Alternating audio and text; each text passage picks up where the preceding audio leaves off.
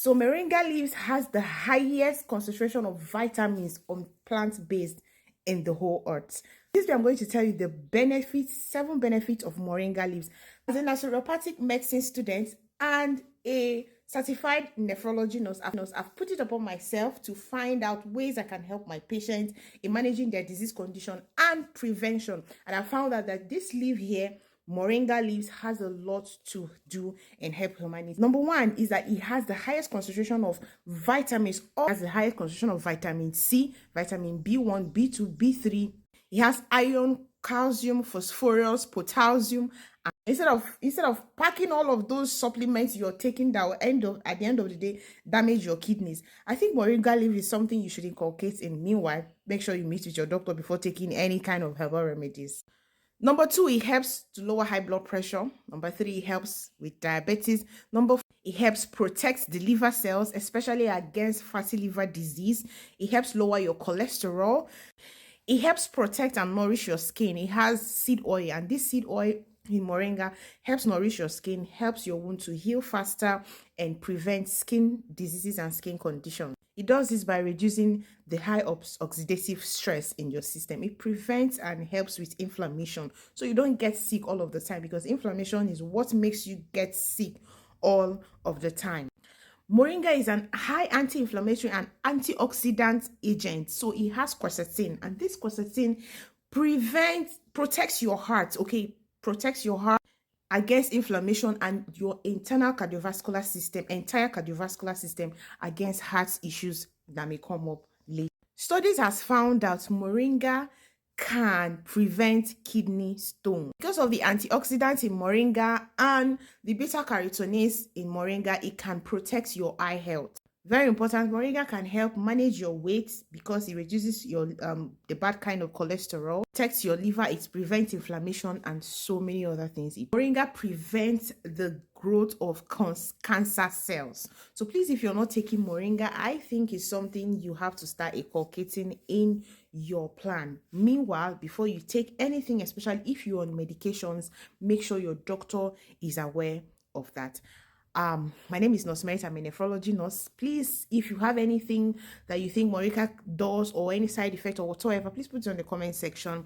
Let me know if you have more questions. If you want to have a consultation with me, chat the number on the screen, or consultation with a nephrologist, gynecologist, any kind of doctor you want, chat the number on the screen. My secretaries will get you towards consultation. It's not free. The next thing the moringa does is anemia and sickle cell diseases. There's a lot of research that supports this. Now, in anemia form, there is this thing called in moringa called chelatin. Chelatin is also comes in because of the antioxidants that is in moringa, and this removes excess anemia, excess iron that happens as a result of the sickle cell, destruction of the red blood cells. For those that have anemia, for those that have sickle cell, you find out that your RBS, your red blood cells, destroys quickly, and this is in your system, and this makes you to get sick all of the time. So this gelatin helps remove this excess iron, so this can make you stop having all of your crisis and sickle cell crisis, and also deals with your anemia. Well, there's another research that moringa helps with people that has asthma, because that's bronchoconstriction.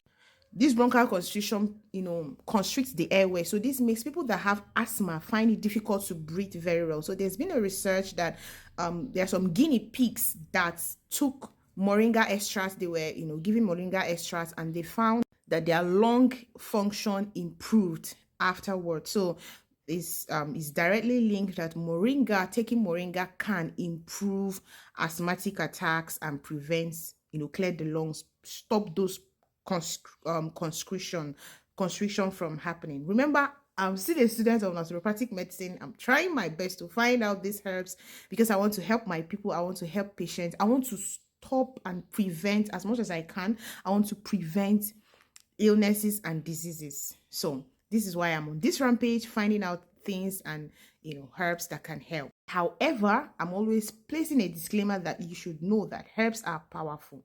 Herbs are powerful. They can damage organ when taken in excess. So these things should be regulated, okay? It's not all of the time that you take it, and it should be in minimal quantity. And of course, like I've always said, if you have a doctor, you are taking some medication, you have any form of illnesses, please make sure your doctor is aware. For now, I can't tell you to consult with me to treat your illnesses because I'm not yet a certified naturopathic doctor yet. I'm still in the training. If I am done, by the time I'm done with my 4 years, then I can treat your conditions. But for now, let's deal on the preventive aspect and the little things you can do based on the small knowledge that I'm getting. Well, there is also some research that has found that moringa can help prevent or deal with some certain infections like staphylococcus aureus. Please, these are mostly preventive parts. If you're on your medication, take your medication. If you're prescribed antibiotics, so this is why it is good that I have the scientific knowledge and now I have the naturopathic knowledge. So you're not allowed to take all of these medications at once. You cannot be taking antibiotics and you're taking some form of herbs. It will be so hard on the liver. Okay, this is where the balance comes in. So if you're treating your infections with antibiotics, finish it, then later on you can take these things to help prevent it from reoccurring. So it's been found that moringa can help prevent or treat some certain kinds of bacterial infection.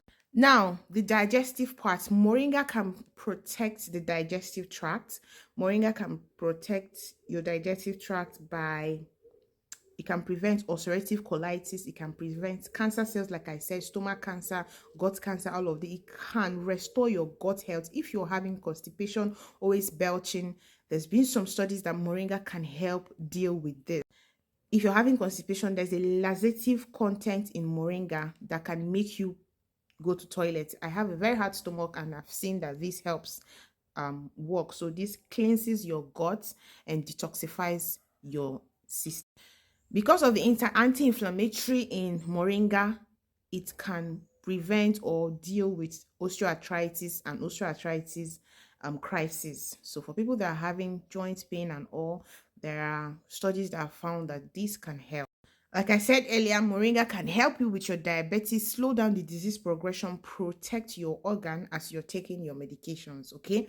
But remember, you can't take your medications concurrently when you're taking this. And this is not everyday thing, is once in a while thing, probably once a week or twice in a week, something like that. You just find a way to incorporate it in your routine. For the men, moringa can help with your prostate health. If you're having prostate enlargement, we'll have a video on how to deal with benign prostate hyperplasia or prostate enlargement and prostate health. It can help balance your hormones as a woman. It can help with your fertility issues as a man and protect your prostate health. Then what are the side effects of moringa?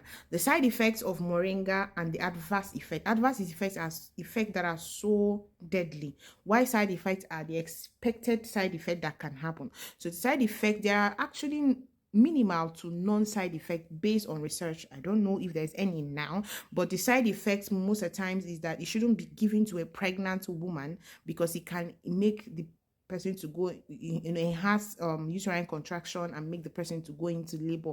Of course, you shouldn't take any form of herb with your medication concurrently together because this is burden on your system. If there's any other side effects that I will know during the course of my studies and research, I will let you know.